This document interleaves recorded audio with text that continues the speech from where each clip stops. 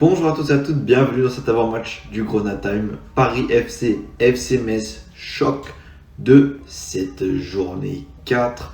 C'est un samedi, on joue contre le leader, nous sommes 8e et on en parle tout de suite après le générique. C'est l'entrée d'Ismail Assar qui va immédiatement s'illustrer. Enfin,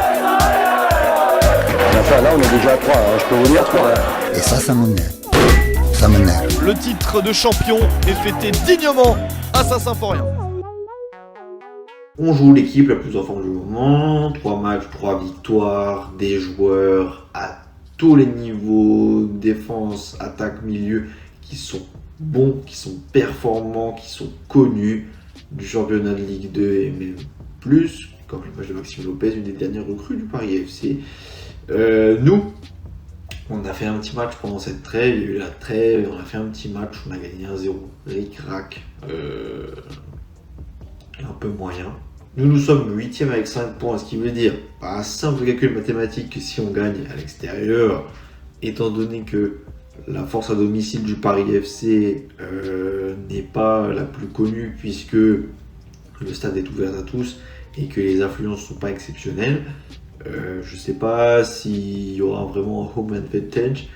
Par contre, je sais du coup, comme je vous l'ai dit, que si on gagne, on serait vraiment bien, il serait bien inspiré de nous redonner une bonne dynamique de confiance. Pour l'instant, à l'extérieur, on est beaucoup plus performant.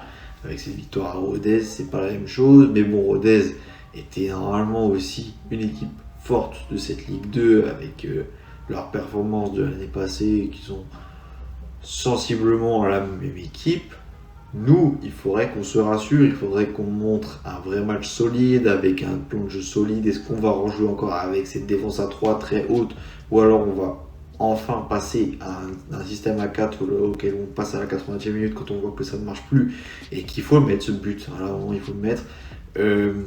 Faut voir si les automatismes sont trouvés entre la défense, Gauthier Hein, Jesse Deminguet, tout ça. Est-ce que Ibou Sané va pouvoir claquer des buts? Est-ce que voilà, il y a beaucoup d'interrogations et on est face à une grosse équipe.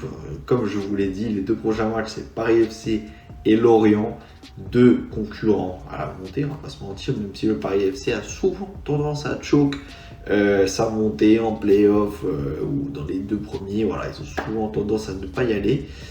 Mais cette année, ils ont de très bons joueurs. Rémi Rioux dans les buts, je vous ai dit Maxime Lopez, connu de tous en Ligue 1, au milieu.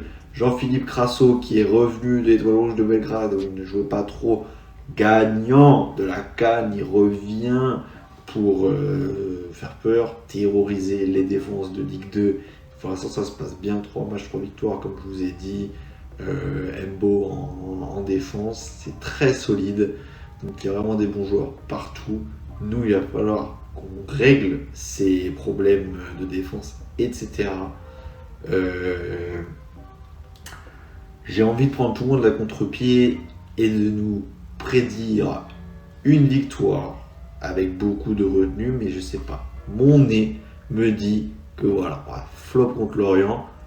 Par contre, on va gagner de la confiance contre le Paris FC où on va gagner à l'extérieur. Ça n'est que mon avis, ça n'est que mon petit nez. En tout cas, je vous invite à vous abonner, à commenter, à me dire ce que vous en pensez, vos pronos. Et on se retrouve pour le débrief. Ciao les gars!